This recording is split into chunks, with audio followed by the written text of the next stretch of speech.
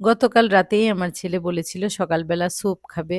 আর এটা হচ্ছে প্যাকেটের যে রেডি স্যুপগুলো থাকে সেই স্যুপটা। সকালবেলা আসলে ওই ফুটেজগুলো নেয়ার সময় থাকে না। কারণ ওরা অনেক আর্লি স্কুলে যায়, আমার হাসব্যান্ড অফিসে যায়। ওদের ৩ জনকেই স্যুপ দিলাম। কিন্তু আমার হাসব্যান্ড স্যুপটা খাবে না বলল। পরে ওকে আবার রুটি আর তাড়াতাড়ি করে একটু দুধ চা করে দিলাম। আর ছেলে-মেয়েকে টিফিনে রুটি দিলাম। কারণ ওরা টিফিনে অন্য কোনো কিছু নিতে চায় না।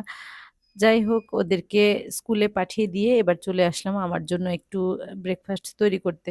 ইদানিং না আমারও রুটি খেতে একদমই ভালো লাগে না। কিন্তু তারপরেও প্রত্যেকদিন রুটি বানাতেই হয়। আমার হাসব্যান্ড রুটিটাই বেশি পছন্দ করে।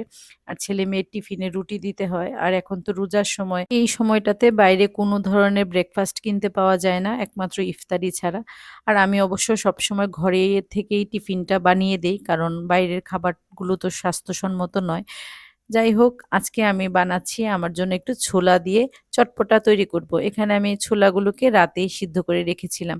আর নিয়ে নিলাম শসা, টমেটো, তারপর ধনেপাতা, কাঁচা লঙ্কা আর একটু লেবুর রস দিলাম। আর লেবুর খোসাটা না আমি এভাবে কুচিয়ে দিলাম। আমার লেবুর খোসা খেতে খুব ভালো লাগে।